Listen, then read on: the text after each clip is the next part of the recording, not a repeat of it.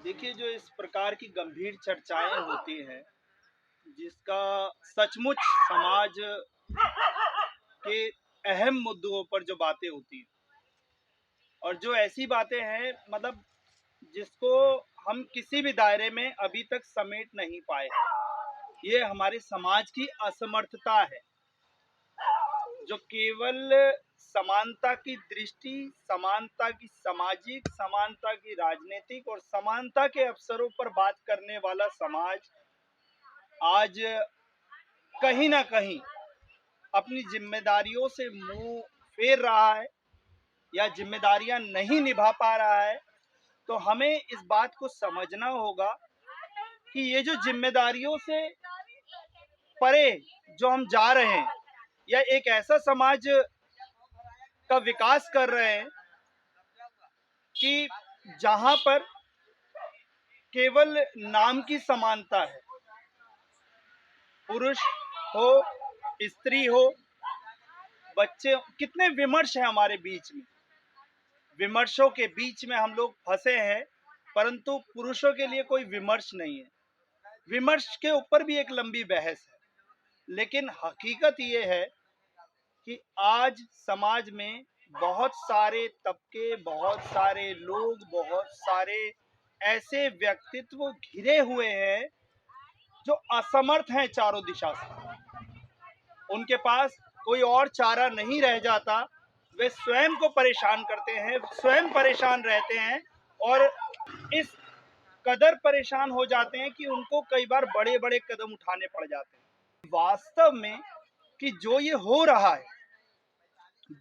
रहा है, कल को आप देखेंगे किसी मल्टीनेशनल कंपनी में काम कीजिए, या किसी बहुत बड़ी लाइब्रेरी में चले जाइए, या कहीं पे भी चले जाइए, आपको हर जगह एक रिजर्वेशन वाली सीट, यानी लड़कियों के लिए भी कुछ होता है, और इस तरह की बहुत सारी चीजें हैं, फीडिंग के लिए भी होता है, वो होना भी चाहिए, और वो बहुत ज़्यादा ज़रूरी है, क्योंकि अभी भी हमारे समाज में इतनी ज़्यादा चीज़ों को लेकर बहुत खुली सोच और बहुत सारी चीज़ें नहीं हो सकती, क्योंकि इस तरह का हमारा समाज का स्ट्रक्चर है, बेसिक ढांचा है।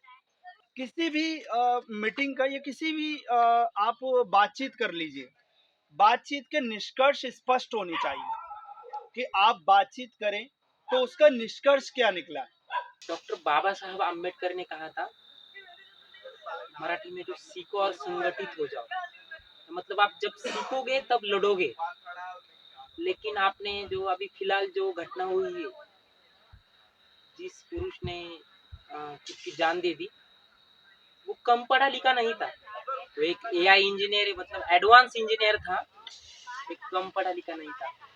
इसी उनके ऊपर क्या नौबत आ गई कि उन्होंने सुसाइड कर दी, और उन्होंने सिद्ध कर दिया भारत में कि भारत में अगर अपनी बात लोगों तक पहुंचानी है, उसके लिए खुद की जान देनी पड़ती, तब लोग हमारी बात सुनेंगे और तब हमें न्याय मिलेगा। इसमें मैं उस महिला को भी दोषी नहीं ठहराऊंगा, उस पुरुष को भी दोषी नहीं ठहराऊंगा, इसमें दोषी हमारी न्यायपालिका हो सकती है। आप देख सकते हैं कि भारत में ऐसे बहुत केसेस है कि जहाँ मतलब किसी की शादी होती है और उनको अटकाना है, तो एक महिला सिर्फ एक उनके ऊपर एक एक्ट डाल देती है कि इन्होंने मेरे से दहेज मांगा, तो पूरा कुटुंब, मतलब कुत्ते बिल्ली सिर्फ घर में रह जाते हैं और पूरा कुटुंब जेल में सड़ता रहता है। मतलब वो ऐसे ऐसे गुने की उसमें नॉन बेल वारंट का गुना होता है कि जहाँ सिर्फ जेल ही है, जब तक आपका ऊपर का गुना सिद्ध नहीं होगा तब तक आप बाहर नहीं आ सकते। ये जो वीडियो वायरल हुआ, जो ट्वीट जो वायरल हो रहे हैं, जो इंस्टाग्राम के ऊपर ट्रेंड चल रहा है, मतलब जस्टिस फॉर अतुल, क्या हमारे लोगों को इसके पहले किसी का जस्टिस नहीं दिखा? मतलब सिर्फ एक आदमी, वो तो सिर्फ एक एक से मतलब एक अपवाद है कि उनके लिए उनकी बाजू सबको पता चल गई, लेकिन क्या उसके पहले कुछ हुआ नहीं होगा? ऐसे बहुत लोग हैं जिनको मतलब ये सरकार है, कोई भी सरकार है वो, जो रेप करके जाता है कोई और एनकाउंटर होता है किसी और का। तो मतलब हमारे यहाँ संविधान में है कि राइट टू इक्वलिटी, अगर मैं महिलाओं को मतलब टारगेट नहीं करूंगा, लेकिन महिलाओं के लिए अगर आयोग है तो भारत में पुरुषों के लिए आयोग क्यों नहीं है? अगर हमारी पता है कि हमारी एक संस्कृति रहे कि हम पुरुष प्रधान संस्कृति से आते हैं, आज वही पुरुष आत्महत्या कर रहे हैं, अपने खुद के न्याय के लिए आत्महत्या कर रहे हैं। उनकी एक लाइन थी लास्ट की, कि मैंने स्टार्टिंग में बाबा साहब का नाम लिया। बाबा साहब ने अपने पूरी जिंदगी एक मतलब समता समानता इसके ऊपर गुजार दी। तो उनकी लाइन थी, अगर मुझे कोर्ट न्याय नहीं दे पाए तो मेरी अस्थियां कोर्ट के गटर के सामने विसर्जित कर दिया जाए।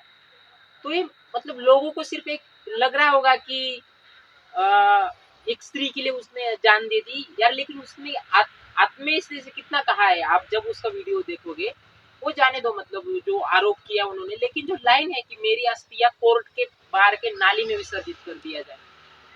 क्या होता है कि अक्सर कि अगर किसी पुरुष के ऊपर गुनाह चला जाता है तो पुरुषों की भी ये मानसिकता हो गई कि पुरुष पुरुष की ही गलती हो सकती है।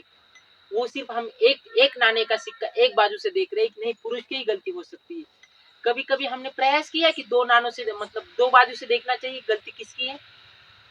कुछ भी होता है तो पुरुष मारो पीटो, गलती में किससे गलती से हाथ लग गया, पुरुष को मारो पीटो अंदर जाए।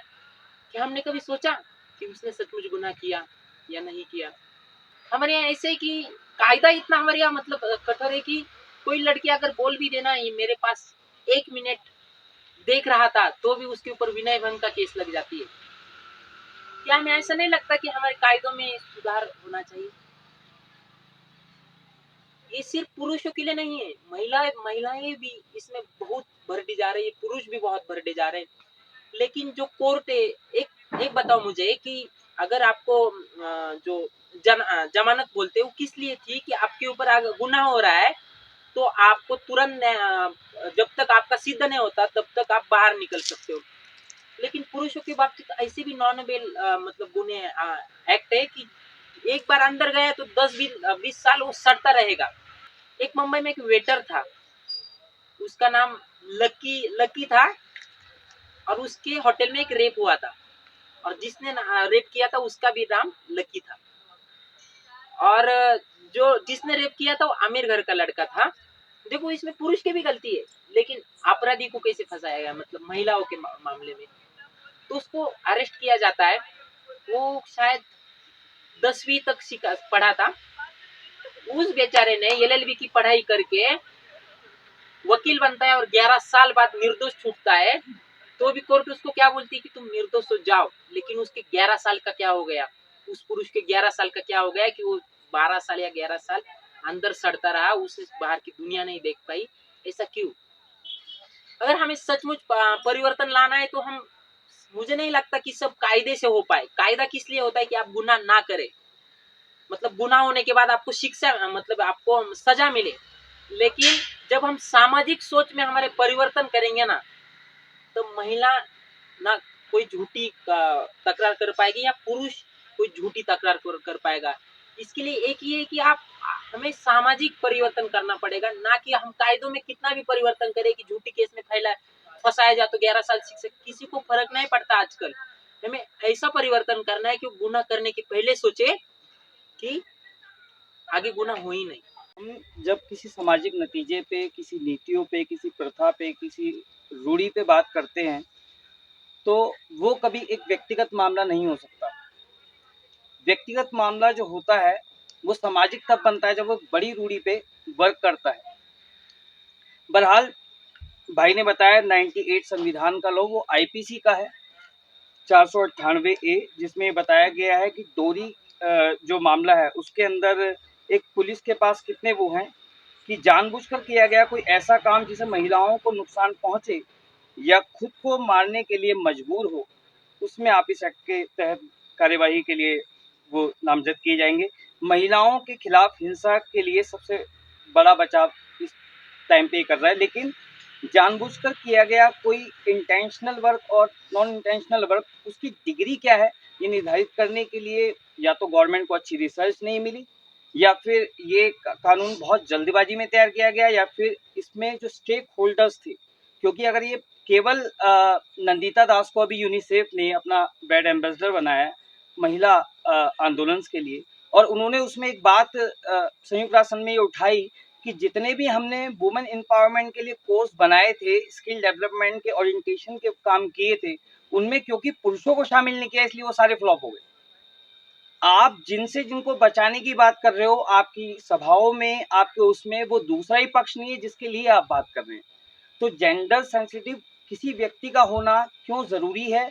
ये इसलिए नहीं कि व्यक्ति का आज डेथ हुआ है, ये मैं आपको बताऊं 2015 का आंकड़ा तो ये कहता है कि 32% विवाहित पुरुषों ने वो किया और इनकी संख्या महिला से डबल थी, 4 गुना नहीं थी, डबल थी। मतलब अगर 91,000 टोटल लोग मर रहे हैं तो उसमें 42,000 केवल विवाहित पुरुष थे।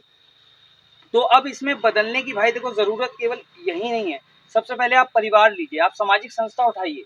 सामाजिक संस्था यहाँ पे कौन सी वर्क कर रही है? यहाँ पे सोशल इंस्टीट्यूशन वर्क कर रहा है परिवार सबसे पहला, उसके बाद काम कर रहा है विवाह, उसके बाद काम कर रहा है कानून, उसके बाद काम कर रहा है शिक्षा। और इन सब के बीच में आप कहीं ना कहीं वो क्लू पकड़ेंगे तब जाके आप उस पॉइंट पर पहुंच जाओगे जहाँ पे रिफॉर्म की बात की जा सकती है। आप केवल एक व्यक्ति को बदलोगे, आंदोलन करोगे, क्योंकि मेंस आयोग का जिस संविधान पीठ ने, 2 लोगों की संविधान पीठ थी, उन्होंने इसको रिजेक्ट किया 2012 में, 2010 में और 2017 में, 2019 में। उन्होंने बार-बार ये बोला कि जब आप हमें ये आंकड़ा दे रहे हैं तो हमें ये बताइए कि विवाह के तुरंत बाद आत्महत्या करने वाली स्त्रियां कितनी थी। अगर आप इस रिसर्च का डाटा है तो मैं आपको इस मुद्दे पे मैं आगे बढ़ सकता हूं, अन्यथा मैं उसके बाद की सारी अपीलों को रद्द करता हूं। और सुप्रीम कोर्ट के पास एक पावर होती है कि वो आए हुए सभी निर्णयों को होल्ड करके एक खास टाइम पे सुनवाई के लिए रख सकती है। तभी इसमें और मामले आ रहे हैं, अभी आ रहे हैं और वो एक खास मोमेंट पे जाके वो आपको रिवील करती है। तो परिवार में देखो सबसे बड़ी जो प्रॉब्लम हुई है कि हम शहरीकरण की तरफ बढ़ रहे हैं और वो अर्बनाइजेशन होने की वजह से परिवार में आ रहा है टूटन। वो टूटन किस प्रकार आ रहा है? कई बार ऐसा हो सकता है कि आपके परिवार कहीं और है और आप पढ़ाई कहीं और कर रहे हैं, आप व्यवसाय कहीं और कर रहे हैं, और जो आपको परिवार से एक मॉरल सपोर्ट मिल सकता था उसमें आप टूटन हो गई, क्योंकि ग्लोबलाइजेशन का वर्ड ये कराएगा। आप उस दौर में हैं जहाँ पे आप परिवार एक नहीं रह पाएंगे, आप परिवार टूटेंगे। अब वो चाहे विवाह की वजह से हो। माइग्रेशन रिपोर्ट बताती है कि सबसे ज्यादा जो इंटरनली हमारे देश में माइग्रेशन होता है, प्रवासन होता है, उसमें सबसे पहला जो आंकड़ा है एजुकेशन का नहीं है, विवाह का है।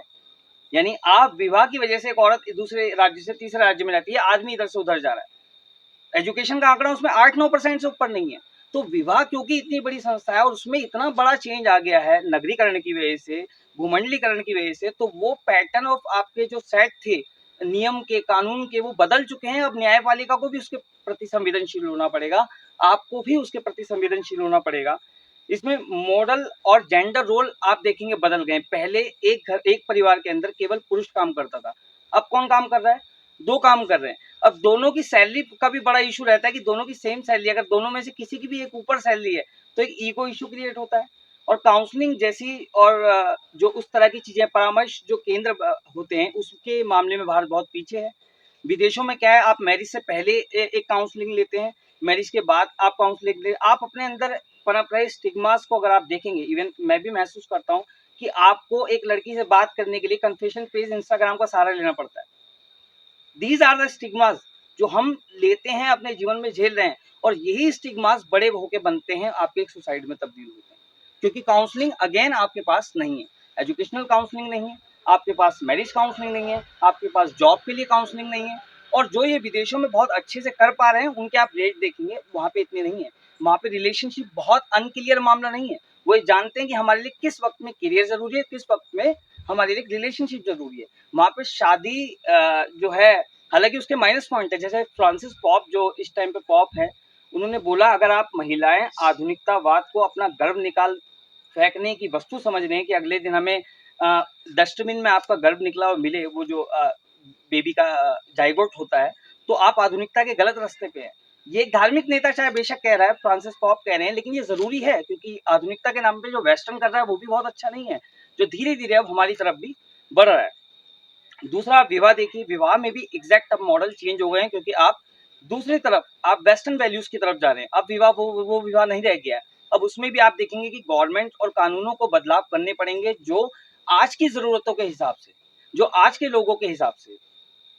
प्राकृतिक न्याय एक कानून के अंदर, विधि के अंदर सिद्धांत पढ़ा जाता है कि नेचुरल जस्टिस, और अगर आप नेचुरल जस्टिस की बात माने तो दर्द केवल जेंडर देख के होगा, ये कभी निर्धारित आप नहीं कर पाएंगे। प्राकृतिक न्याय, आप एनडीए को ताकत दे रहे हैं, आप ह्यूमन राइट्स कमीशन को आदेश दे रहे हैं, किस बेस पे? प्राकृतिक न्याय के सिद्धांत पे आप काम करेंगे, विधि का सिद्धांत नहीं। आप संविधान से भी ऊपर की बात कर रहे हैं आप, कि अब हम वो सिद्धांतों पे काम करेंगे जो प्रकृति के द्वारा दिए गए। और दर्द किसी मेल या फीमेल का नहीं होता, दर्द सबका होता है। तो यहाँ पे अगर किसी व्यक्ति का सुसाइडल कंडीशन बनी, एक मैरिज फेल हुई, एक परिवार फेल हुआ, उसके संबंधी फेल हुए, उसके दोस्त फेल हुए, उसकी शिक्षा फेल हुई, उसके राष्ट्र के नियम फेल हुए, केवल एक व्यक्ति फेल नहीं हुआ है। वो जो वहाँ पे कानून के रास्ते गया, उस जज को ये नहीं पता था। अभी मैं पढ़ रहा था कि वेकेशंस का, अगर आप सुप्रीम कोर्ट में इन दिनों चल रहा है और टशन चल रही है संसद के बीच में, जुडिशरी के बीच में, कि एक जज को 190 दिन का छुट्टी मिलता है, समर हॉलीडे है ना, होली के ऊपर एक मिलता है और एक सर्दी में मिलता है, और टोटल मिला के वो 190 दिन छुट्टी पे रहते हैं। और भारत जैसा देश जहाँ पे 51 मिलियन मामले पेंडिंग हैं, यानी उन पे सुनवाई नहीं, वो अंडर ट्रायल है, आधे से ज्यादा को तो आपने जेल में भर दिया है अंडर ट्रायल के बेस पे, कि अभी उसका कानून, उसका जुर्म सिद्ध नहीं हुआ है, पर वो जेल में। उन्हीं में से 498 भी एक एक्ट है, क्योंकि अगेन उसको हियरिंग के लिए टाइम नहीं मिल रहा है। एक जज के पास 1200 केस हैं, वो कैसे संवेदनशील रहेगा? सामने मैंने कई बार जज को आप ऐसे देखते हो और वो मर्डर को सजा सुना रहा है और उसकी चेहरे पे शिकन नहीं है भाई, वो रेप की धाराएं सुना रहा है लेकिन उसके चेहरे पे शिकन नहीं है, क्योंकि वो मैकेनाइज हो गया है। एक दिन में 1200 हियरिंग ले रहा है वो, तो वो आपको वैकेंसी भरनी पड़ेगी। और अगर आप वैकेंसी नहीं भरेंगे तो अगेन आपको आना पड़ेगा सबऑर्डिनेट कोर्ट्स पे, जो उनके बीच में, परिवारों के बीच में मध्यस्थता कराते हैं, उन केंद्रों पे, और आपको काउंसलिंग के लिए हायरिंग करनी पड़ेगी। आपको लोगों को इस बात के लिए तैयार करना पड़ेगा कि रिश्ते उनके लिए खराब नहीं है, पर अगर खराब हैं तो हमारे मॉम डैडी एक अच्छे एग्जाम्पल हैं, जिन्होंने हमें एक अच्छी परवरिश दी, या किसी भी परिस्थिति में उन्होंने काम किया। क्योंकि अगर आप भाई वाले हैं तो आप बहन वाले भी हैं, और अगर आप बहन वाले हैं तो आप भाई वाले भी हैं। यहाँ पे हम अपनी बहनों के बारे में भी तो बात करेंगे जिनकी शादी हो गई है, शायद उनके परिवार सही चल रहे हो। तो अतुल जी का केस पूरी दुनिया का केस नहीं है, लेकिन ये केस है क्योंकि दर्द का अगेन कोई जेंडर नहीं होता, और आप अलग अलग रिपोर्टों में इसको पढ़ रहे हैं। ये जरूरी है, दर्द आपको होगा, और दर्द होना बहुत जरूरी है। कहते हैं बिजली के कन्वेंशन में, कंडक्शन में एक बहुत चीज जरूरी होती है, इलेक्ट्रॉन माइनस, माइनस होना बहुत जरूरी है। आप अलग अलग मनोवैज्ञानिकों को पढ़ोगे, वो इसी बारे में बात कर रहे हैं कि जितना आपके पास नेगेटिव है वही आपको पॉजिटिव की तरफ, करंट बहने की तरफ तभी वो होगा जब उसमें एक प्लस एक माइनस होगा। आपकी जिंदगी में माइनस ही तो आपको आगे बढ़ाते हैं।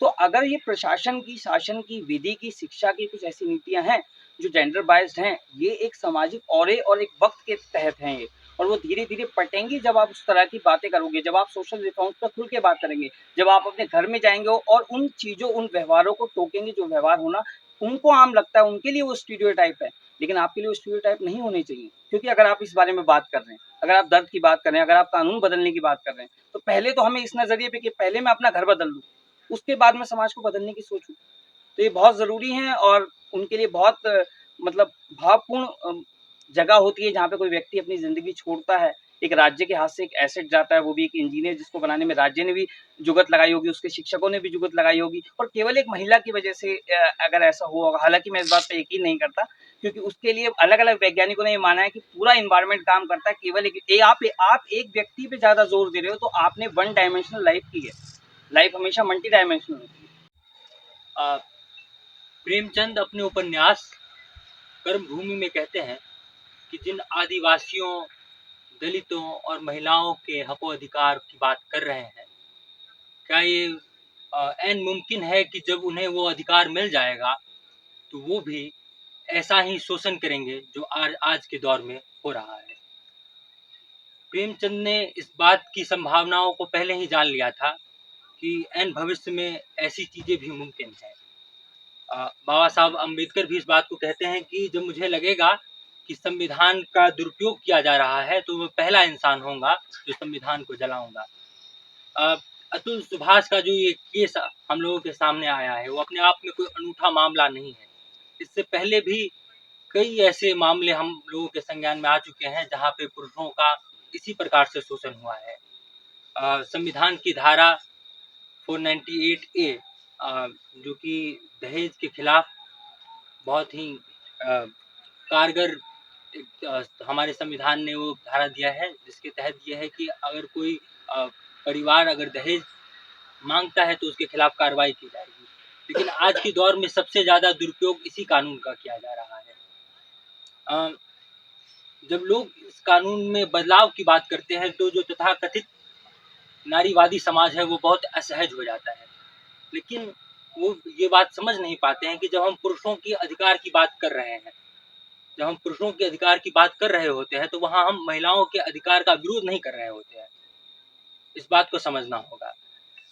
जो मेंस राइट है, जब लोग पुरुष आयोग की बात करते हैं तो महिलाएं बहुत असहज हो जाती है। कुछ दिन पहले, जब 2-3 दिन पहले की बात है, एक मॉडल है, उनका नाम मैं भूल रहा हूँ, तो एक पैनल में वो बैठी हुई थी और एक व्यक्ति ने पुरुष आयोग की बात कही तो वो बहुत भड़क गई इस बात को, क्यों पुरुष आयोग की जरूरत है, महिलाओं के अधिकार उससे हनन होंगे, महिलाओं की जो चीजें हैं उस प्रकार से नहीं हो पाएंगी। तो लोग डिफ्रेंशिएट नहीं कर पाते हैं। मिसोजनी जिस प्रकार से गलत है, आज के दौर में फेमिनिज्म भी उसी प्रकार से गलत हो रहा है। जो बेसिक सा अंतर है इन दोनों चीज में, हमें उन चीजों को समझना पड़ेगा। जब हम पेट्रियार्की की बात करते हैं तो ये जन्म कैसे हुआ इस पेट्रियार्की का, इस बात को हमें समझना होगा। अमिताभ बच्चन की एक फिल्म है मर्द, जिसमें एक डायलॉग है कि मर्द को दर्द नहीं होता है। जब ये डायलॉग सिनेमा हॉलों में बज रहा होगा, चल रहा होगा, तो लोग बहुत तालियां बजा रहे होंगे। लेकिन मैं समझता हूँ कि जिस व्यक्ति ने भी ये डायलॉग लिखा है वो निहायत ही मूर्ख किस्म का रहा होगा। कि जब ये बात आप कहते हैं कि मर्द को दर्द नहीं होता है तो आप एक अवधारणा सेट कर दे रहे हैं कि भाई जिसको दर्द हो रहा है वो मर्द नहीं है, उसके अंदर कुछ ना कुछ जेनेटिक फॉल्ट है। तो हमारा ये समाज मान रहा है। भाई ने बहुत अच्छी बात कही, भैया ने, भूपेंद्र भैया ने, कि स्त्रियों के तुलना में 4 गुना अधिक पुरुष सुसाइड कर रहे हैं। ऐसा क्यों हो रहा है? इसके लिए जिम्मेदार हम लोग भी हैं, क्योंकि हम उतना स्पेस नहीं दे पा रहे हैं उन्हें कि वो खुल के अपनी बातों को कहें, वो खुल के अपने आप को अभिव्यक्त कर सकें। तो जो हमारा समाज है वो भी इतना जिम्मेदार है। और जब मैं अतुल सुभाष के पूरे वीडियो को जब देख रहा था, उसने एक बहुत अच्छी बात कही कि जो हमारा लीगल सिस्टम है वो इतना करप्ट हो चुका है कि छोटे से छोटे चीज़ों के लिए भी आपको घूस देना पड़ेगा। बिना करप्शन के आप, मतलब बिना घूस दिए आप कोई काम करवा नहीं सकते हैं। और इस बात से मैं बहुत रिलेट कर पाऊंगा, क्योंकि जब मैं 11th-12th में था तो मैं 2 सालों तक मैंने खूब कोर्ट कचहरी की चक्कर लगाई है। कुछ ऐसे बात थे जिसकी वजह से मुझे देखना पड़ रहा था, तो मैं इस बात को बहुत अच्छे से रिलेट कर पा रहा था। क्योंकि वो जो अतुल सुभाष है वो हमारे समस्तीपुर के ही हैं, भले ही वो बाहर बेंगलोर में नौकरी कर रहे थे। तो जब मैं समस्तीपुर की बात करूँ तो पूरा एकदम लग रहा था कि डिट्टो सही बता रहे हैं, क्योंकि जब आप जाएंगे वहाँ तो आपको वही सारी बातें बताई जाएंगी कि फलाने वकील साहब का निधन हो गया है इसलिए आज सुनवाई नहीं होगा, तो आज जज अब्सेंट हैं, तो सामने वाला पार्टी नहीं आया है, तो आपको मतलब बार बार जाना पड़ेगा, तो आप बहुत परेशान होते हैं। कोर्ट कचहरी में अगर कोई व्यक्ति फंस गया तो उसकी जो मनोदशा हो जाती है वो मैं आपको बता नहीं सकता वो किस प्रकार से होती है। तो रिफॉर्म्स की आवश्यकता है हमारे समाज में, चाहे वो मेंस राइट की बात हो, चाहे वो हम मेंस राइट की बात छोड़ भी दे तो हमारा जो भी संविधान है, जो जिस तरह से चल रहा है, जो जुडिशरी है, उसमें बहुत सारी रिफॉर्म की आवश्यकता मुझे दिखती है। और मैं समझता हूँ कि जिस दिन हमारा समाज पुरुषों को पत्थरों के रूप में नहीं देखेगा, पुरुषों को पुरुषों के रूप में ही देखेगा, तब जाके हम इस ऐसे मुकाम पे आ जाएंगे जहाँ पे हम पुरुष आयोग की बात कर सके, जहाँ पे जब मैं समझता हूँ कि जब पुरुषों का रोना सामान्य हो जाएगा, जब कोई पुरुष रो रहा होगा तो हम उसे ऐसा नहीं कहेंगे कि लड़की हो क्या जरूर रहे हो। जब हमारी मनोदशा उस लेवल पे चली जाएगी तब मैं समझता हूँ कि वास्तविकता में अतुल सुभाष जैसे लोगों के लिए सच्ची श्रद्धांजलि होगी। यत्र नार्यस्तु पूज्यन्ते रमन्ते तत्र देवता। जहाँ स्त्रियों का सम्मान किया जाता है वहाँ देवता भी निवास करते हैं। तो क्या जहाँ पुरुषों का सम्मान किया जाता है वहाँ राक्षस निवास करते हैं? बताइए। पुरुषों के लिए हमने देखा, पुरुष जो हमारा भारत में जो रहा कि पुरुष प्रधान देश रहा है, और पुरुषों को एक तरह से दिखाया गया कि सब कुछ जो दर्द हैं ये सब चीजें पुरुषों के लिए नहीं रहेंगी। सिनेमा में भी हमने देखा हर चीज से। फिर भारत का कानून बना, उस कानून में उस समय महिलाओं के साथ बहुत अत्याचार हुए, ये सबको पता है। घरेलू हिंसाएं हुई, दहेज प्रथा के कारण आज भी कई महिलाएं ग्रसित हैं। तो कानून बना तो महिलाओं पर भी लिखा गया कि ये ऐसा वैसा होगा। पुरुषों की बारी आई तो शायद स्याही खत्म हो गई होगी। फिर उसके बाद हम देखेंगे कि फेमिनिज्म आया, जिसमें फेमिनिज्म में बात की जाती है कि महिलाएं को अब भारत की महिलाओं के फेमिनिज्म का अर्थ क्या है कि पुरुषों की बात नहीं मानना है, अपने हिसाब से कपड़े पहनने हैं, सोशल मीडिया में तरह तरह की चीजें दिखानी। उनका फेमिनिज्म बस इतना तक है फिर, या फिर दारू वारू सब ये सब नशे वैसे करने, ये फेमिनिज्म उनके यहाँ तक है।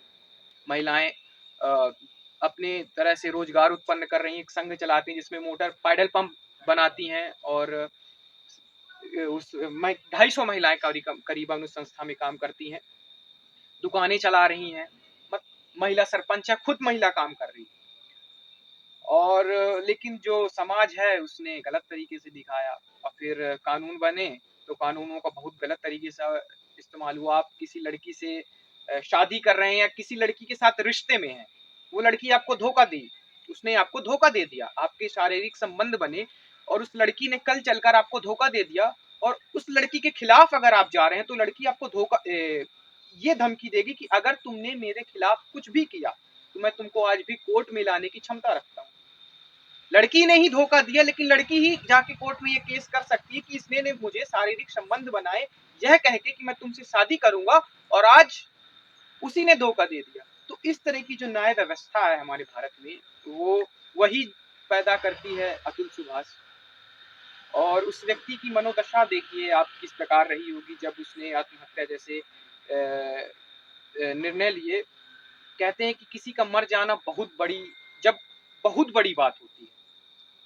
समाज में कई रास्ते हैं हर चीज से बचने के लिए। मेरे पिताजी खुद अधिवक्ता हैं, तो वो बताते हैं कि जब मैं यहाँ आ रहा था तो उन्होंने बताया, मेरे से कहा कि जा रहे हो चोरी चकारी अपराध कुछ भी करना, लेकिन महिलाओं के चक्कर में ना पड़ना है, बाकी में तो बचा लेंगे, उसमें ना बचा पाएंगे। तो ये सब चीजें हैं, तो इसमें सुधार ये होना चाहिए, महिलाओं के प्रति कानून बनने चाहिए। ये बात सत्य है कि महिलाओं के साथ अत्याचार हो रहे हैं, लेकिन पुरुष भी तो हैं भाई, देश में पुरुष भी तो रह रहे हैं। शक्तिमान तो एक ही है ना, मुकेश खन्ना, बस बाकी तब तो गंगाधर है। तो जो शक्तिमान की जो आइडियोलॉजी चल रही है पुरुषों के लिए, उसको खत्म करिए, पुरुषों के लिए भी कुछ बनाइए। नहीं तो फिर पुरुष कहते हैं कि महिलाएं बचेंगी अलग, अब पुरुष नहीं बचेंगे तो फिर पुरुषों के लिए मारा मारी होगी, और फिर उनको भी धमकियां मिलेंगी कि फिर केस करेंगे नहीं, हमसे भी शादी करो, वो कहेगी हमसे भी शादी करो, वो भी करे हमसे भी शादी करो, फिर पूरे भारत में अतुल सुभाष हो जाएंगे। तो समाज में आप रह रहे हैं तो कम से कम उनके लिए भी सोचिए, बस इतना कहूंगा। और हम सब पुरुष हैं, थोड़ा बच के रहिएगा, सतर्क रहिएगा। अन्याय चाहे वो फिर किसी पर भी हो, अन्याय अन्याय है, फिर न्याय चाहे किसी को भी देना हो, सबको न्याय मिलना ही चाहिए। फिर इसमें ना कोई स्त्री आती है, ना कोई पुरुष आता है, ना कोई जेंडर आता है। अन्याय हो रहा है तो न्याय मिलना ही चाहिए। जब हम बोलते हैं पुरुष प्रधान संस्कृति, तो पुरुष प्रधान संस्कृति का मैंने जितना एक महिला होने के नाते देखा है, जितना अन्याय महिलाओं पर होता है उतना ही पुरुषों पर भी पुरुष प्रधान संस्कृति का होता है।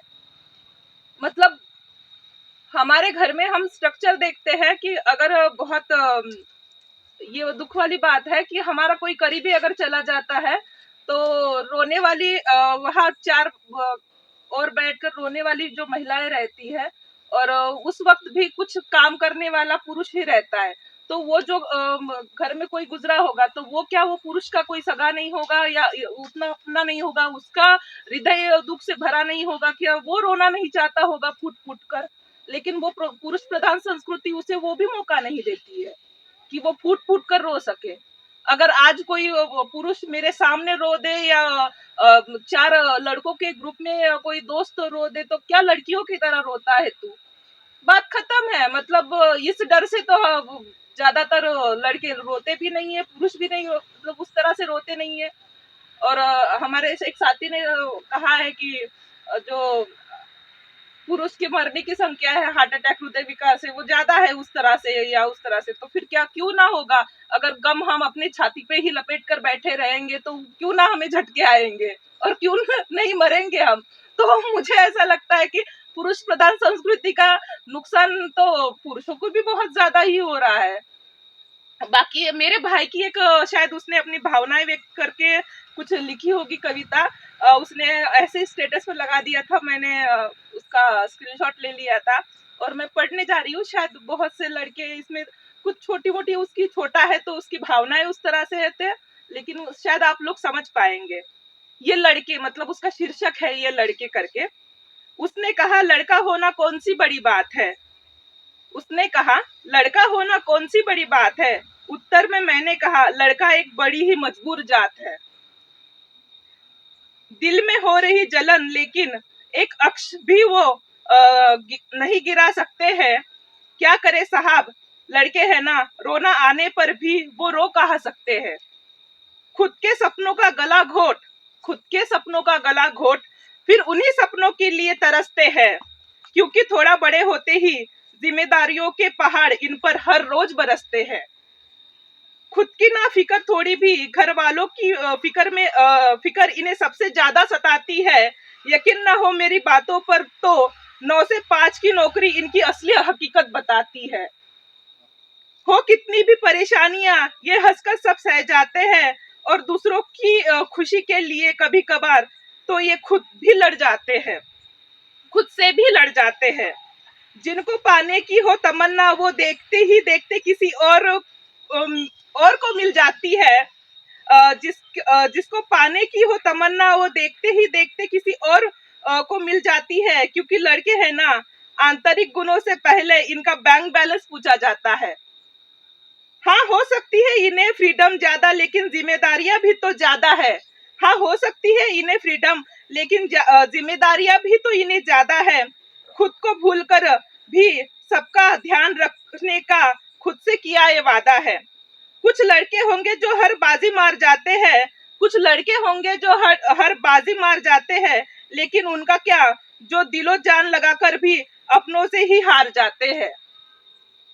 जिन्हें लगता है लड़का होना कितने मजे की बात है, जिन्हें लगता है लड़का होना कितने मजे की बात है, उन्हें मैं बताना चाहता हूँ खुद के परों को खुद ही कुतर कर जीना कोई आसान बात नहीं है। हम समाज, हमारा समाज इस दिशा में, मतलब ये जो धारणाएं बनती है ना समाज में, पुरुष महिला के अंतर की धारणाएं, ये धारणाएं किस तरीके से समाज को प्रभावित करती है। हम देखते हैं ये नॉर्मल हमारे आम जीवन में ये धारणाएं हमें देखने को मिल जाती है कि कोई पुरुष, अगर मान लीजिए ये धारणाएं हमें बस की सीट से लेके एक बड़ी जगह तक, एक लंबी लाइनों में आपको दिख जाएगी। ये चीजें अंतर जो ये पैदा कर रहा है, जो ये धारणाएं जो अंतर पैदा कर रही है, ये आपको बस की सीट से लेके एक लंबी लाइनों में खड़े पुरुष और स्त्री के बीच के जो डिस्टेंस को जो वहाँ पे मेंटेन करते हैं, वो हमारे आज के भारतीय समाज में दिख जाता है। तो ये क्यों है कि पुरुष ही हर बार किसी चीज को, अगर मतलब किसी पे कोई जस्टिफाई करना है, किसी चीज को कोई एक्सप्लेन करना है, तो पुरुष ही करेगा।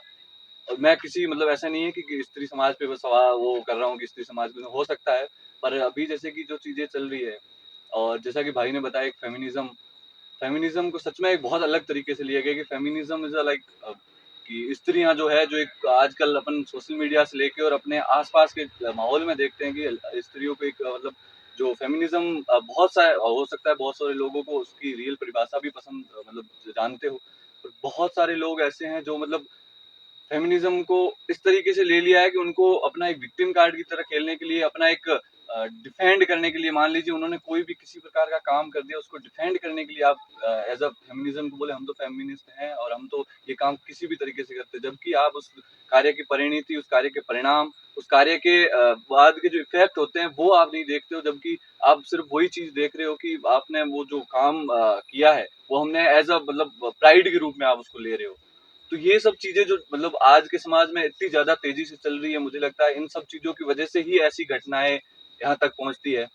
उसके बाद की चीजें हैं कि अपन कई जगह, हमारे संविधान से लेके हर जगह सामाजिक न्याय की जो बात है, सामाजिक न्याय से लेके संवैधानिक न्याय के बीच में कई ऐसे स्टेप है जहाँ बताया जाता है कि मतलब महिलाओं को एक, मतलब ज्यादा वो प्रधानता दी जानी चाहिए, बिल्कुल दी जानी चाहिए। कई कई पिछले हमारे इतिहास से लेके आज तक महिलाओं को, हमारा समाज ऐसा रहा है, रूढ़िवादी समाज रहा है, जिसने महिलाओं को हमेशा पीछे धकेलने या महिलाओं के साथ जो उचित न्याय होना चाहिए था वो नहीं है। पर आज के समय में क्या जरूरत है, आज के समय में क्या प्रासंगिक है, मुझे लगता है कि आज के समय में कई चीजें ऐसी है जिनके बारे में समाज जानते हुए भी या मतलब अनजान बनता है। ऐसी कई सारी चीजें हैं, मतलब आज मैं ऐसा उदाहरण दे रहा हूँ, जैसे कि यहाँ पे मीनाक्षी जी बैठे हैं तो और भी कई मेरे दोस्त महिला हैं, ऐसा कोई दिक्कत नहीं है मुझे किसी से भी, पर ऐसा है कि आज बेटी बचाओ बेटी पढ़ाओ की जैसी योजनाएं चला रहे हैं देश में, तो क्या बेटों के लिए कोई चीज जरूरत नहीं है? आप महिलाओं के लिए आरक्षित सीट है आपके लिए हर जगह पर, पुरुषों के लिए मतलब ये चीज बहुत अलग है, पर पुरुषों के लिए मतलब हर जगह शारीरिक रूप से प्रताड़ित किसी महिला को किसी ने किया तो उस पुरुष पे इतना मतलब अलग तरीके से आपकी वो लोग उसको एक धारणा बना देते हैं कि मतलब हाँ कि पुरुष ने किया होगा तो उसको फांसी दो, पर आपको नहीं पता कि हम सबको पता है, हम सब ये फील भी कर चुके होंगे, हमारे समाज में पुरुष जितना ज्यादा संघर्ष करता है उतना क्या महिलाएं संघर्ष करती हैं? क्या फेमिनिज्म जो एक रियल फेमिनिज्म जो होता है कि हाँ इक्वलिटी की एक जो भावना होती है वो सब में विकसित और उस प्रकार की जो चीजें हो वो क्या हमारे समाज में हमें देखने को मिलती है? तो ये जो झूठा आडंबर है, झूठे जो बाह्य आवरण है, इन आवरणों को उतार के मुझे लगता है कि जो वास्तविकता है उनके साथ जीएंगे जब स्टार्ट करेंगे धीरे धीरे लोग, तब ऐसी दिक्कतें आना कम होगी, जैसी ऐसी समस्याएं हमारे सामने आना कम होगी। ये तो अभी शुरुआत है। अतुल सुभाष, मान लीजिए कि उस व्यक्ति को एक मैंने कोट पढ़ा था अभी फिलहाल में कि हमारे देश का न्याय भी बड़ा अजीब है कि आपकी बात तभी सुनी जाएगी जबकि आपकी वो बात आखिरी बात हो। तो मतलब ये कितनी दुख की बात है कि आपको मरकर अपनी बात आपको साबित करनी पड़ रही है।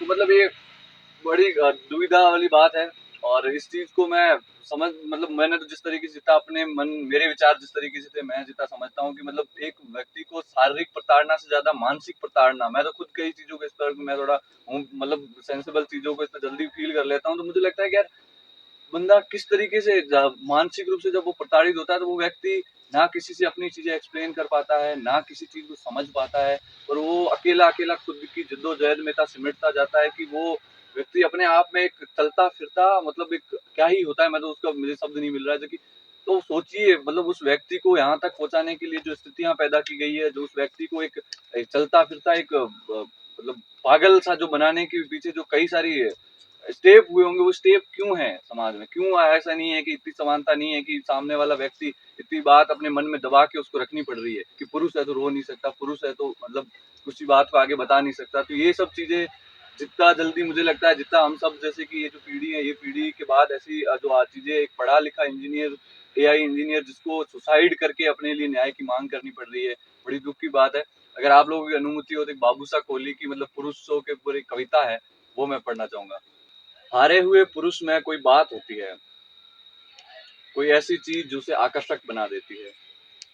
नहीं, ये हताशा नहीं है जो किसी सताई हुई स्त्री को अहम का पोषण दे। बहुत आसान है सताई हुई स्त्री को अहम को पूरना, हताश पुरुष को क्रोध में लाना और भी आसान। हारा हुआ पुरुष बस हारा हुआ होता है, पौरुष के अतिरिक्त भार से मुक्त, अपने व्यक्तित्व के स्त्री तत्व के थोड़ा और निकट। कभी कभी उस बच्चे की तरह दिखता है हारा हुआ पुरुष जो किसी और ही लोग की जुबान में अपनी बात कहकर थक चुका है और अब सो जाना चाहता है कुछ देर को। कोई पुरुष शांत दिखे और अकेला भी, जरूरी नहीं तब वो शांति में है। बहुत मुमकिन है कि वो लड़ रहा हो अपने आप में कोई चुपचाप जंग। लड़ता हुआ पुरुष अक्सर अपने चारों ओर खींच लेता है कंटीली बाढ़ और अकेला हो जाता है और अकेला हो जाता है। ये हारा हुआ पुरुष है जो अपने कवच से बाहर निकल जाता एकाएक, हो जाता थोड़ा बाध्य, प्रेम को ग्रहण कर सकने के लिए थोड़ा तैयार। हारा हुआ पुरुष बहुत बोलता नहीं, फिर भी सीख लेता है दुनिया की सबसे सच्ची भाषा बिना किसी जतन के। देह ऊपरी बात है, कपड़े तो और भी ऊपरी बात। जीतने की वासना से भरा हुआ पुरुष किसी स्त्री को निर्वस्त्र कर सकता है, नग्न नहीं। हारे हुए पुरुष के सामने स्वतः खुल जाता है भरी छाती वाला स्त्री का हृदय। जीत की चाहना से लथपथ इस संसार में एक सुंदर दृश्य की तरह उगता है हारा हुआ पुरुष, जैसे पथरीली जमीन पर बिना किसी तैयारी के उग जाता है कोई हरवा बिरवा, या सूखे घास की नोक पर टिक जाती है ओस की बूंद। हारा हुआ पुरुष बहुत सारे हो हल्ले के बीच बहुत धीमी आवाज में उच्चारा गया तुतलाता सा कोई शब्द है जिसे बड़ी आसानी से सुन लेती है कोई भी भरी छाती वाली स्त्री। पता नहीं किसका शेर है, मैंने खुद यहाँ बैठे बैठे तुरंत बनाया कि वो आदमी जो पंखी से लटका है उसने मरने से पहले कुछ और भी चाहा होगा। ये सारी बातें अपनी जगह बहुत अप्रासंगिक लगती है जब हम ये कहते हैं कि पुरुष समाज के अधिकारों की बात की जाए, क्योंकि जब मैंने पहली बार, ये मैं बहुत ईमानदारी से कहूँगा, पहली बार जब मैंने पोस्टर देखा था तो मैं बहुत देर तक तो हंसता रहा। फिर अपने दोस्तों को भी दिखाया, तो उन्होंने भी एक तरह से चुटकी लेने की नज़र से मुझे देखा कि अब ये दिन भी आ गए हैं। लेकिन हम कभी बात नहीं कर पाते हैं। इसका कारण यह है कि भारत में मानसिक स्वास्थ्य को लेकर बहुत कम बात होती है। मेंटल हेल्थ की बात भारत में करना वैसी बात करना है जैसा कि आपने ये कह दिया कि मुझे मेंटल प्रॉब्लम है। मेंटल प्रॉब्लम और मेंटल हेल्थ में लोगों को अंतर समझ में नहीं आता। मानसिक स्वास्थ्य और मानसिक रूप से बीमार होने में लोगों को ज़्यादा अंतर दिखता नहीं है। डिप्रेशन जैसी चीज़ यहाँ लोगों को पानी पूरी से कम नहीं लगती है। मैं जब इन चीज़ों को देखता हूँ तो मैं पाता हूँ कि इसके रूट में कुछ और है। फेमिनिज्म को मैंने कभी गलत नहीं कहा। मैं आज भी फेमिनिज्म के पक्ष में हूँ। मैं आज भी बहुत मानता हूँ कि, और ये बात कहना कि पुरुष और औरतें समान हो गई हैं और अब हमें पुरुषों के अधिकार की बात करनी होगी, औरतों के अधिकार की बात, ये बहुत गलत है। आप ज़मीनी स्तर पर जाके देखिए, आप अपने घर की महिलाओं को देखिए, वो कितनी सशक्त हैं। आप जानते हैं वो बहुत ज़्यादा सशक्त आज नहीं है। हमारे घर की महिलाएं आज भी बहुत ज़्यादा सशक्त नहीं हैं। शहरों में कुछ स्त्रियां हो सकती हैं जिन पर आप आरोप लगा रहे हैं, संभव है ऐसे लोग हों, लेकिन आप अपने घर में जब देहात में जाएंगे तो आप पाएंगे कि अब भी उनके हाथ में बहुत ज़्यादा ताकत नहीं है। तो ऐसा नहीं है कि फेमिनिज्म का लक्ष्य हमें मिल गया है और अब फेमिनिज्म को खत्म कर दिया जाना चाहिए। बात यह है कि फेमिनिज्म किस तरह से अप्लाई किया गया, इस पर बात होनी चाहिए। फेमिनिज्म का अर्थ है कि औरतों को बराबरी का अधिकार दिया जाए, और यहाँ हम बराबरी को भूल जाते हैं। हम ये मानने लगते हैं कि औरतों को ज़्यादा अधिकार दिए जाए, प्रायोरिटी दी जाए। प्रायोरिटी देने में कोई दिक्कत नहीं है। मैं कुछ चीज़ों से जुड़ता हूँ और फिर आपको जहाँ मैं जाना चाहता हूँ वहाँ तक पहुँचाता हूँ कि कैसे एक छोटी सी बात आगे जाकर एक बहुत बड़ी समस्या बनती है, और वो आदमियों के लिए कम बनती है, वो औरतों के लिए ही समस्या बनती है। मैं क्लासेस में पढ़ाता था पहले, तो वहाँ अक्सर ऐसा होता है कि जब कोई लड़की शिकायत लेके आती है किसी टीचर के पास, और आपने ये सब देखा होगा कि लड़की आई है और उसने कहा कि सर ये लड़का मुझे इस तरह से परेशान कर रहा था, तो शिक्षक बिना उस लड़के की बात सुने पहले ये बात मान लेगा कि ये बात ठीक होगी, इस लड़के ने परेशान किया ही होगा। हाँ, हो सकता है कि वो लड़का बहुत ज़्यादा सीधा हो, तो हो सकता है वो कुछ और पूछताछ करे, वरना वो पहली नज़र में ये मान लेगा कि बात ठीक हो। और अगर लड़की रो दी है तब तो बात खत्म है कि अब तो पक्का ही गलती इस लड़के की, और उसके बाद वो अलग अलग तरह की सजा भुगतेंगे।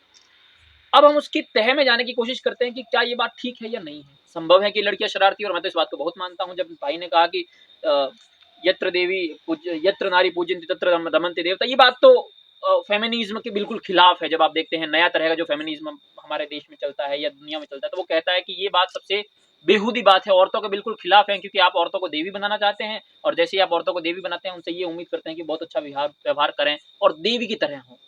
जनरली वो नहीं होती हैं, वो भी सामान्य हो सकती है। तो संभव है कि कोई लड़की शरारती और उसने मजाक में ऐसा कुछ कह दिया हो, लेकिन उसका परिणाम उस लड़के को कितना बुरा झेलना पड़ता है। यहां से कुंठाएं जन्म लेती है। उस लड़के के मन में उस लड़की के प्रति एक कुंठा बैठेगी कि लड़कियां ऐसी ही होती हैं।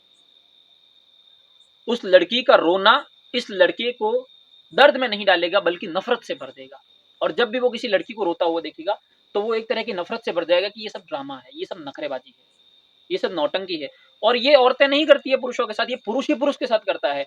हम यहाँ बैठे हैं और मैं अपनी किसी बात पर रो लूं तो हमारे आसपास बैठे हुए 5 लोग मिलकर मुझे इस तरह से देखेंगे जैसे मैंने कुछ बहुत बड़ा अपराध कर दिया है।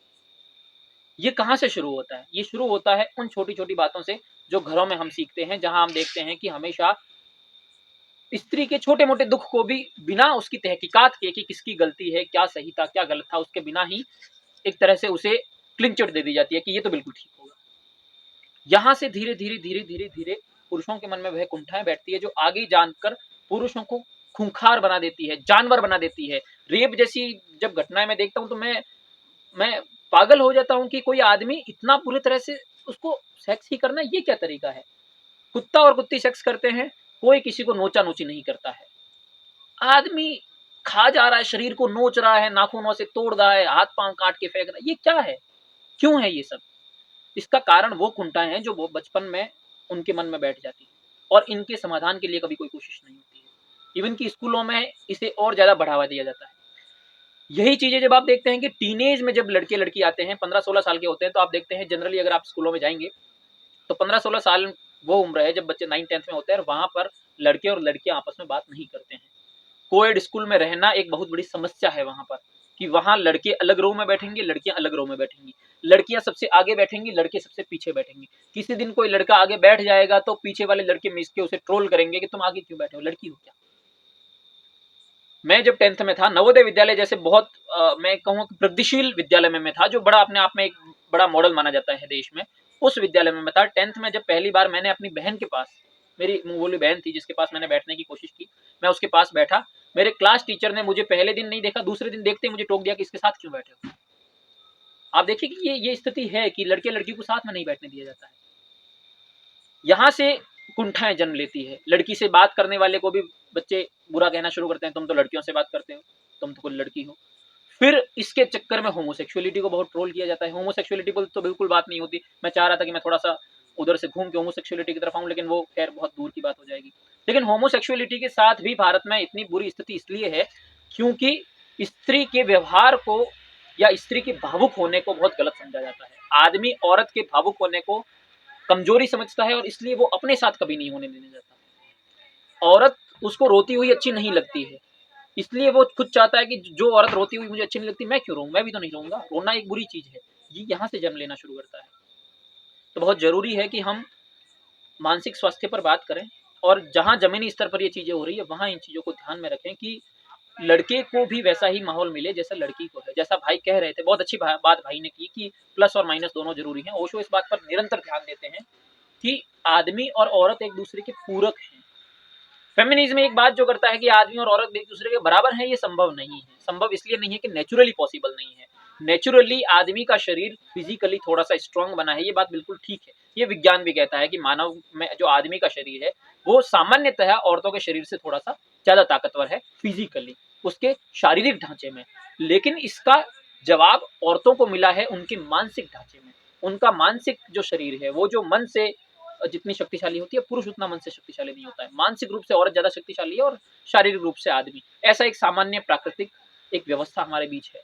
तो यहाँ ये दोनों एक दूसरे के लिए पूरक का काम करते हैं। पुरुष ने यदि स्त्री की सुरक्षा की जिम्मा उठाया है तो ये सिर्फ यहाँ का नहीं है, ये पूरी प्रकृति का सच है। आप देखते हैं प्रकृति में जब भी दूसरे पशुओं में भी देखते हैं तो सामान्यतः आपको ये दिखता है कि जिस स्त्री जो स्त्री जिस पुरुष या नर के साथ रहती है मादा, वो नर कोशिश करता है अपनी मादा की रक्षा करने का। ये एक व्यवस्था प्रकृति में है और ये व्यवस्था इसलिए है क्योंकि पुरुष शारीरिक रूप से मजबूत है, लेकिन इसके बदले में स्त्री उसे मानसिक संबल देती है। नई व्यवस्था जो जिस तरह से बन रही है वहां पर दिक्कत यह है कि स्त्रियां पुरुषों को मानसिक संबल नहीं दे रही हैं। यहाँ एक तरह से विभाजन की बात की जा रही है। फेमिनिज्म जैसे ही तोड़ने की बात करेगा कि औरत को स्वतंत्र होने का मतलब है कि उसे आदमी की बिल्कुल जरूरत नहीं है, ये बहुत समस्या है। यहाँ बहुत समस्या है। जैसे ही वो ये कहेगा कि आदमी की बिल्कुल समस्या नहीं है, आदमी अपने आप से औरत को काट लेगा और जैसे ही वो औरत को काटेगा वो खुद भी मानसिक रूप से परेशान होगा और औरत शारीरिक रूप से परेशान होगी। तो कुल मिला के हम एक दूसरे के पूरक हैं। हमें ये बात नहीं करनी है कि हम टूट जाएंगे, हमें ये बात नहीं करनी है कि हम पूरी तरह से स्वतंत्र हैं। हमें ये बात करनी है कि हमें एक दूसरे की जरूरत है। बहुत अच्छी किताब है, यदि आप पढ़ते हैं, यशपाल जी का एक उपन्यास है दिव्या करके, जो अपने समय का बहुत प्रसिद्ध उपन्यास है। उस उपन्यास की अंतिम पंक्तियां इस तरह से है कि वहां जो दिव्या है वो बहुत सारे पुरुषों में अपना पति ढूंढती है और अंत में जाकर वो एक पुरुष है, मारीच है, उसमें अपना पति ढूंढती है। उसे कहती है कि मैं अपने आप को तुम्हें समर्पित करती हूँ और क्या तुम मुझे अपने प्रति समर्पित कर सकते हो। यह समर्पण इसलिए है क्योंकि यह समर्पण आधा और आधा मिलाकर एक होने का समर्पण है। तो हमें एक भावनात्मक स्तर पर समझ लाने की जरूरत है। जैसे ही फेमिनिज्म तलवार लेके खड़ा होगा, पुरुष समाज उससे भी बड़ी तलवार लेकर खड़ा होगा और ये दोनों एक दूसरे को काटने में लगेंगे। दोनों कटेंगे, दोनों मरेंगे। जरूरत है कि हम फेमिनिज्म को भी लेके आए, लेकिन हम इस तरह से लेके आए कि वे दोनों एक दूसरे के संबल बने, एक दूसरे का साथ दें, एक दूसरे के लिए नुकसानदेह न बने। मीनाक्षी ने बात की और यहाँ एक ही महिला है, ज़्यादा पुरुष हैं और बड़ा सौभाग्य का विषय है कि पुरुष अपनी ही बात अपने से कह रहे हैं, फिर भी महिला एक है उपस्थित। अध्यक्षता मीना कर रही है एक तरीके से उस समाज की। अभिषेक भैया की बात से मैं बहुत सहमत हूँ, क्योंकि जब हम ऐसे विमर्शों की बात कर रहे हैं तो हमें सोचना पड़ेगा किस वर्ग विशेष से ये समाचार हमारे पास आ रहे हैं। ये एक इलीट समाज का विषय है, ये टायर 1 सोसाइटी का विषय है। वो सोसाइटी जो खूब कमाई, खूब पैसे कमाए, खूब पढ़ा लिखा, बेंगलोर जैसे आईटी, जिसको आईटी राजधानी कहा जाता है पूरे भारत की, कि वो इंफॉर्मेशन एंड टेक्नोलॉजी के वहाँ पर बड़े बड़े इंस्टीट्यूट हैं, वहाँ पर पढ़ने गया। और ये समस्या वास्तव में कुशल की बात से मैं सहमत हूँ। मैंने अभी तक वो वीडियो और अतुल सुभाष से संबंधित एक भी खबर डिटेल से नहीं पढ़ी, ऊपर ऊपर पढ़ी है। हमें यह स्वीकारना पड़ेगा कि हम जब उत्तर आधुनिकतावाद की तरफ बढ़ रहे हैं तो हमने अपने इस वाद को बढ़ाने में अपने कंधे पर कुछ समस्याएं भी लेकर के हम घुसे हैं। जैसे हम अगर मॉडर्निटी की तरफ बढ़ रहे हैं या मॉडर्न होने की मांग करते हैं तो हम अपने साथ कुछ उसके या पैरेलल में कुछ समस्याएं लेकर के भी उस युग में प्रवेश करते हैं। यही हमारे साथ हुआ है जब हमारे यहाँ उदारवाद आया, बाजारवाद आया, विमर्श आए, यहाँ तक कि विमर्श पर ही बात होना मैं ज़्यादा केंद्रित करूँगा कि जब हमारे यहाँ विमर्श एकाएक मिले भारत में तो दरअसल दोनों समाज तिलमिला गए। पुरुष ऐसे विमर्शों की कल्पना नहीं किया था और स्त्रियों को ये नहीं पता था कि ऐसे विमर्श उन्हें इतनी तेजी से मिल जाएंगे। नारीवाद, फेमिनिज्म भारत में मुझे लगता है 90 के आसपास या इसमें तेजी पकड़ा है और बहुत सारे सबाल्टर खड़े हो गए इसके। नारीवाद सिर्फ नारीवाद नहीं रह गया, उसके बहुत सारे, जिसमें होमोसेक्सुअलिटी की बात कर रहे हैं, ट्रांसजेंडर कम्युनिटी, गे, लेस्बियन, माने कि एक वर्ग जो अपने आप को लगता था कि वो छुप छुप के रह रहा है, उसको एक प्लेटफॉर्म मिल गया तेजी से बोलने का, कहने का, और समाज एक दूसरे पर चढ़ता उतरता है। अगर हम ये बात कहते हैं कि हम मानते हैं कि पुराने समय में स्त्रियों पर बहुत अत्याचार होते हैं, रहे हैं, ये चिंता वाले भाव से नहीं कहना जरूरी है कि हम मानते नहीं, ये है ही हुआ है, ये बहुत हुआ है और यही अब उल्टा हो रहा है। एक समय एक स्त्री कोठे पर नृत्य करती थी और 10 पुरुष समाज के लोग बैठ के तालियां बजाते थे, मुद्रा फेंकते थे। आज आप बड़े मेट्रो सिटीज में जाइए, कौन सा ऐसा शहर है जहां पर एस्कॉर्ट के लड़के सड़कों के किनारे लाल पट्टी बांध के न खड़े होते हैं और महिलाएं उन्हें खरीद रही।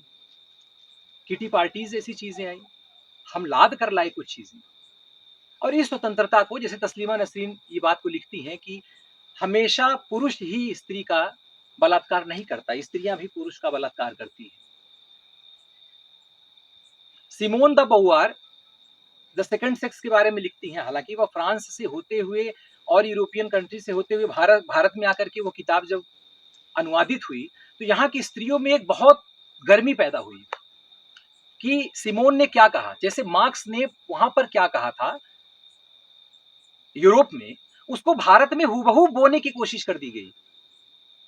उस वामपंथ को भारत में बोने की हूबहू कोशिश की जाने लगी, इसलिए यहाँ वामपंथ बहुत हद तक सही नहीं ठहरा, लोगों को नहीं लगा, एक समय तक नजरकिनार करने लगे, लोग खत्म की स्थिति में आ गया।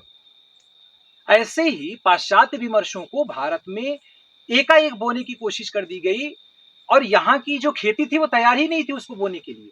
यहाँ वो गांव की महिलाएं समझ नहीं पाई एकाएक ये क्या आ गया।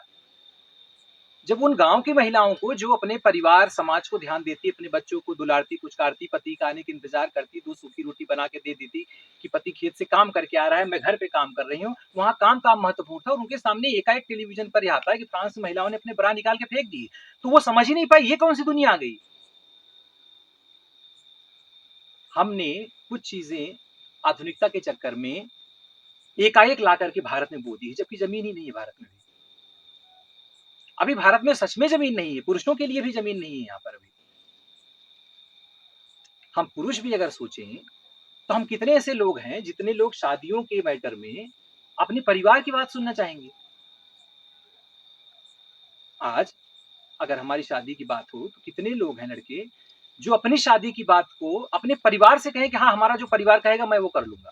पहले तो यही होता था ना, भाई परिवार लाता तो वो तो चेहरा भी नहीं देखते थे, फिर भी 80 साल गुजर जा रहा है जीवन, उठा पटक हुई लेकिन शाम तक मान गए बूढ़ा 4 पीढ़ी तैयार कर दी। आज क्या है, ये इस इलीट सोसाइटी का काम है।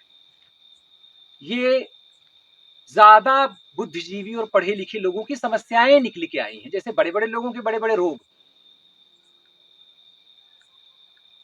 जो डायबिटीज का बीमार होता है, देखो ना बड़े लोग होते हैं वो डायबिटीज को भी इतनी बड़ी बीमारी बताते हैं कि जैसे मेंटेन रहेंगे, सब कुछ रहेंगे, लगेगा इनकी ये तो बहुत सुखी आदमी है, लेकिन वो लड्डू नहीं खाते, उनको डायबिटीज है। तो बड़े बड़े लोगों की छोटी छोटी बीमारियां सुनकर के बड़ा लगता है। कोरोना है तो गांव के लोग कहे ये बड़े लोगों की बीमारी है, गांव में ऐसे बातें होने लगी थी, बूढ़ा दादा लोग कहते थे ये बड़े लोगों की बीमारी हमको नहीं पकड़ेगा। वैसे बड़े बड़े लोगों की ऐसी समस्याएं आई हैं। अतुल सुभाष का मैटर इसलिए बहुत ज्यादा है क्योंकि वह एआई का एक बहुत बड़ा इंजीनियर मरा हुआ है और भारत में एआई अभी नया नया पैदा हुआ है, तो नए नए बच्चे के बाप अगर मरेंगे तो वो चर्चा बनेगा। लेकिन ऐसी समस्याएं बहुत जगह हो रही जहां पर हमारे पास खबर ही नहीं है। मानसिक स्वास्थ्य की जो बात इन्होंने कही, अपने कार्यस्थल पर भी मानसिक स्वास्थ्य की बात होनी चाहिए, एक दूसरे में अंडरस्टैंडिंग होनी चाहिए। यहाँ एक दूसरे पर चढ़ने की कोई बात ही नहीं है कि हम स्त्री विमर्श आ गए तो पुरुष विमर्श क्यों नहीं बनना चाहिए, पुरुष आयोग क्यों नहीं बनना चाहिए, ये बात नहीं है। बात ये है कि पुरुष से स्त्री 9 अंक ज्यादा है, ये पुरुषों को मान लेना पड़ेगा। हम एक रात मिलते हैं लेकिन स्त्री 9 महीने ढोती है, कुछ भार उसके ऊपर ज्यादा है, तो उसको 9 पॉइंट ज्यादा मिल जाने चाहिए, और वो हमेशा 9 संख्या में आपसे कुछ ज्यादा उसको रहेगा, मिलेगा। अब हम ये कहें कि हम भी केयर करते हैं, पेट में बच्चा है तो हम सारा खर्चा उठाते हैं, लेकिन वैसे है नीरज भाई कि आपके ऊपर बोरा लाद दिया जाए और कहा जाए हाँ हाँ उठा के चलो उठा के चलो उठा के चलो, वाह वाह क्या उठाए हो, ये वाला ठीक है, हम उसको मजबूती दे सकते हैं, लेकिन वो उसके पेट का बच्चा अपने पेट में नहीं ले सकते। तो प्रकृति ने कुछ नैसर्गिक चीजें दी हैं आपको, उसे स्वीकारना पड़ेगा। वही प्राकृतिक न्याय के बाद अभिषेक भाई कह रहे थे कि कुछ चीजें संविधान से ऊपर हो जाती है, उसी के कारण उनको मैटरनिटी लीव दे दी जाती है, उसी के कारण उनको कुछ और लीव दे दिया जाता है, जो कि उनका माना गया है कि ये इनके ऊपर प्रकृति के द्वारा प्रदत्त भार है, ये उन पर भार ही है। तो वो थोड़ा सा अंक भी ज्यादा अर्जित करेंगी, हर जगह पर हर समाज में रहेगा। दुरुपयोग और उपयोग की बात ही नहीं है। दुरुपयोग पुरुष को मिलेगा तो पुरुष करेगा, पुरुषों को एक समय तक कोई कानूनी नियम नहीं था तो दुरुपयोग ही कर रहा था, वो तो मनमानी कर रहा था। अब उल्टा वही हो रहा है, कभी वो बेची गई हम खरीदे गए, कभी हम बेची जाएंगे वो खरीदी गई। ये ऊपर नीचे अप डाउन प्रकृति असमानता के सिद्धांत पर काम करती है। प्रकृति असमान है, कहीं पर भी समान नहीं है, कहीं पर गड्ढा होगा तो कहीं पर वो भीटा बनेगा ही बनेगा। आज बहुत एक तो गंभीर है, ऐसा चर्चा, गंभीर चर्चा है। इन चर्चाओं में सबसे अच्छी चीज़ ये होती है कि हर कोई अपने विचार अलग अलग दृष्टि से, अलग अलग तरह से और अपने ज्ञान के माध्यम से उसे यहाँ पर रखता है। लेकिन हम सब जो हैं, देखिए सब कुछ चीज़ें ऐसी हैं, हमारे सामाजिक, मनुष्य एक सामाजिक प्राणी है, हम लोग सामाजिक प्राणी हैं, अकेले नहीं रह सकते। हम लोग अकेले अगर रह रहे हैं तो या तो किसी कारणवश या फिर किसी न किसी परेशानी से ग्रसित हैं। ये मान लेना चाहिए कि मनुष्य एक सामाजिक प्राणी है और बड़े बड़े सभी विचारकों ने इस बात को स्वीकार भी किया है। अब ये बात को समझना चाहिए कि जब 1940 के बाद प्रभात जोशी इस बात को स्वीकार करते हैं कि विघटन की समस्या आई, परिवार टूटने लग गए, चाचा विदेश गए हैं, पिताजी शहर चले गए और सब दादा दादी हमारे पास हैं, हम लोग दादा दादी को मदद करते हैं, मम्मी चूल्हा रोज जलाती है, मनी ऑर्डर आ जाता है। मतलब यहाँ से धीरे धीरे धीरे धीरे जो एक परिवार बैठकर खाता था घर में, वो धीरे धीरे टूटना चालू। जब ये टूटना चालू हुआ तो पैसा आया घर के अंदर, और पैसा घर के अंदर आया तो तकनीकी सारी सुविधाएं घर के अंदर आने लग गई, और फिर हमें कहीं ना कहीं विदेशी संस्कृति जो है, जो पश्चिम से आने लग गई वो चीजें, आज वो यहाँ तक आ गई है कि आपके हाथ में जो इंटरनेट और फोन चल रहे हैं वो दिन प्रतिदिन बदल रहे हैं और सुविधाएं बढ़ती जा रही हैं। इतनी सुविधाएं बढ़ रही हैं कि आपको लगभग लगभग आपका 6 महीने के बाद आपका फोन नया देखने की आदत, या तो फिर नया चाहते हैं, आपकी चाहत जो है वो बढ़ती जा रही है। आप ये देखिए कि जब ये आपके हाथ तक आ गया तो आपको तकनीकी के माध्यम से परोसा क्या क्या जा रहा है। अब यहाँ पे धीरे धीरे समस्या आने लग जाती है कि आपको किस तरह का कंटेंट परोसा जा रहा है। ये कंटेंट हमारा नहीं है कि हम बंदूकें चलाकर हवा में लहराकर घूम रहे हैं। हमारे तो डकैत भी आते थे तो एक एक गांव की बेटियों का शादी कराने के लिए दान कर देते थे, हमारी वो संस्कृति है। हम लोग पुण्य करते थे, पुराने जमींदारों से पैसा छीनकर गरीबों में बांट देते थे, ऐसे डकैत भी हुए हैं यहाँ। लेकिन हमारी ये संस्कृति नहीं है, चाहिए तो सिर्फ एक ही चीज, पावर और गोली लेकर लहरा रहे हैं पूरे शहर में। ये संस्कृति हमारी नहीं है। अब ये सोचिए कि जब ये चीजें वहां से आ रही हैं तो किस चीज को हम बढ़ावा दे रहे हैं और ये जो हिंसा है ये कहीं ना कहीं हमारे घर तक भी आ चुकी है। हमारे छोटे भाई बहन इस सब चीजों से प्रभावित हो रहे हैं। हम तेज की बोलते हैं कि सामने वाले को मेरी बात सुननी पड़ेगी, थोप रहे हैं, हम इम्पोज कर रहे हैं चीजों को। नहीं भी चाहेगा तब भी सुननी पड़ेगी। मैं आप लोगों का ज्यादा समय नहीं लूंगा क्योंकि आप लोग बहुत देर से ये विचार चीजें सुन रहे हैं। सीधा पॉइंट की बातें करता हूं कि तकनीकी रूप से हम लोगों के ऊपर कुछ ना कुछ चीजें इम्पोज की जा रही हैं जिसकी वजह से हम सब लोग अकेले हैं और अवसाद से ग्रसित है। आज हम लोग, मैं मानता हूं कि आप लोगों से कितने प्रतिशत ये कोर्स हैं या फिर विषय हैं जो ये बात करते हैं कि सुबह प्रकृति में आप कितनी देर बैठते हो? कोई बात करता है आपसे? एकांत को लेकर आप क्या बातें काम करते हो? सुबह अपने मानसिक स्थिति को स्वस्थ रखने के लिए कितने योगा करते हो? ध्यान करने के लिए महाप्राण ध्वनि का आप उपयोग करते हो? इस तरह की बातें कौन करता है आपसे? कौन से चैनल आपको दिखा रहे हैं? अभी नहीं दिखाएंगे। आपको कट्टा और बंदूक लहराते हुए वेब सीरीज दिख जाएंगी और ऐसी इतनी वेब सीरीज दिख जाएंगी। अब आ रही हैं तो गिनती की आ रही हैं ऐसी जो आपको दिखाएंगे कि आपके जीवन में ध्यान का क्या मायने हैं, आपके जीवन में ठहराव का क्या मायने हैं, हमारे परिवारों में जो लड़ाइयां हो रही हैं, हमारी आपस के जो रिश्तों में खटास पैदा हो रही हैं, वो कहीं ना कहीं अस्थिरता है। हम लोग केवल भागना चाहते हैं, हासिल करना चाहते हैं किसी ना किसी तरह, बस एनी हाउ चाहिए।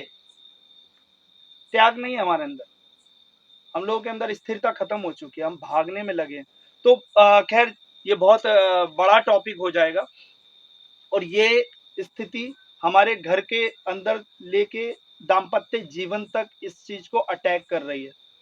ईगो प्रॉब्लम दोनों में आ गया है, केवल लड़के में नहीं है, ये लड़की में भी। लड़की में इस कदर तक आ गया है कि हमारे सामने केवल और केवल अतुल सुभाष नहीं है, ऐसे हरीश और ऐसे कितने अभी मैं केस देख चुका हूं। तो ये कंटिन्यू जो बढ़ रहे हैं, तो इसका मतलब ये ईगो जो क्लैश होकर ईगो काफी ऊपर जा चुका हम लोगों का। हम लोग त्याग नहीं करना चाहते। अगर कोई इंसान लड़ाई के अंदर पहले सॉरी बोल देता तो उसे कमजोर समझना बहुत बड़ी गलती है। इतनी बड़ी गलती है कि आप एक नए क्राइम को जन्म दे रहे हैं। कई बार जो सॉरी बोल रहा है और आप समझ लेंगे कि ये सॉरी बोल रहा है, हार गया, आप एक क्राइम को जन्म दे रहे हैं। हो सकता है उसका ईगो वहां डबल हो जाए फिर। और यही होता ही है घरों में कि अगर कोई सॉरी भी बोल रहा है ना, आप इस घटना को वहां से जोड़िए जब उसकी सास उसको ये कह रही है कि अब अभी तक तुमने आत्महत्या नहीं करी। यानी वो अपने आप को विनम्र पा रहा है, परंतु उसके विनम्रता के अपोजिट उसे क्या मिल रहा है। तो ये केवल वो सास नहीं है, वो समाज है जो उसकी विनम्रता को उल्टे किस दिशा में पेश कर रहा है। तो आपको ये समझना पड़ेगा कि हम लोगों को विनम्र होने की, ठहरने की, ये जो हबड़ तबड़ मची हुई है ना हमारे भेजे में, हमारे मस्तिष्क में इस समय जो जल्दबाजी मची हुई है, वो ठहरने की, और विवेक मर चुका है। विवेक, हमारे अंदर का जो विवेक है वो विवेक की तरफ मत देखो यार। हमारे अंदर का जो विवेक है, सोचने समझने की क्षमता जो है कि कौन सही है कौन गलत है, हम नहीं सोचना चाहते। अगर वो है तो वो हाँ सही ही होगा, पहले से ही पूर्व निर्धारित है कि अगर वो लड़की है, रो दी है, देखो कितनी गंभीर स्थिति में लग रही है, ऐसे कपड़े पहनकर आई थी, चप्पल रिलैक्स हो गई थी, तुम समझ रहे हो गरीबी हालत से गुजर रही है, कैसे कैसे आप पहले से निर्धारित कर चुके हो। विवेक से आपको करनी पड़ेंगी चीजें। और मैं अभी जितने भी हम लोग कोर्स पढ़ रहे हैं, कोई साहित्य पढ़ रहा है, कोई नाट्य कला पढ़ रहा है, कोई जनसंचार पढ़ रहा है, कोई अलग अलग फील्ड से हम लोग, कोई समाज कार्य पढ़ रहा है, हम लोगों की जो अभिव्यक्ति है, हम पढ़े लिखे लोग हैं यहाँ, हम लोगों की अभिव्यक्ति बहुत ज्यादा पावरफुल होती है अगर हम उसका सदुपयोग करें। तो हम नए नाटक रचें, नए नाटक के नए कीर्तिमान रचे और नए पात्रों को जन्म दें जो पुरुष की बात करे, पुरुष के न्याय की बात करे। अगर सचमुच आप चाहते हैं तो आप अपनी क्रिएटिविटी को आगे लेकर आइए। अगर मैं साहित्य पढ़ रहा हूं तो मेरी जरूरत है कि इस समय की जरूरत को मैं लिख पाऊं, तभी हमारे कोर्स की और हमारी पढ़ाई की सार्थकता है कि हम समाज की जरूरतों को समझकर उस समय पर अपनी कृतियों के माध्यम से समाज की जरूरतों को रिप्रेजेंट कर पाए। चाहे वो एक कलाकार हो सकता है, चाहे वो नाटककार हो सकता है, चाहे वो जनसंचार का एक अच्छा पत्रकार हो सकता है, चाहे वो साहित्यकार हो सकता है, वो कोई भी हो सकता है। समाज को बदलने के लिए हम लोगों को पहले खुद से इनिशिएट करना पड़ेगा। हम अपने, अगर मैं साहित्य पढ़ रहा हूं तो मैं अपने साहित्य पढ़ने के प्रति कितना नैतिक हूं और कितना अपनी जिम्मेदारियों को समझ पा रहा हूं, यहीं से शुरू होगी चीजें। हम नहीं वो पूरा ढिंडोरा पीटेंगे, मैं पूरे देश को बदल दूंगा, पूरे समाज को बदल दूंगा, आज ही तेज की चीखूंगा और एक अच्छा भाषण दूंगा, सब में परिवर्तन आ जाएगा। क्यों यार, मैं क्या कर रहा हूं पहले ज्यादा जरूरी है। अगर मैं साहित्य पढ़ रहा हूं तो मैं साहित्य के माध्यम से क्या दे पा रहा हूं समाज को, वो ज्यादा जरूरी है। अगर मैं नाटक पढ़ रहा हूं तो मैंने आज तक कौन सा नाटक ऐसा है जो प्रस्तुत करके दिखाया है समाज को कि वास्तव में ये नाटक है। समाज में जो चल रहा है, मैं इन समस्याओं को चित्र के माध्यम से, चरित्र के माध्यम से आपको दिखाना चाहता हूं, ये है समाज। खैर, बहुत अच्छा रहा ये डिस्कशन। लग नहीं रहा था इतना परिपक्व हो जाएगा, बहुत अलग अलग तरह के विचार आए हैं और आशा करते हैं कि कुछ ना कुछ लेकर हम यहाँ से जा रहे हैं।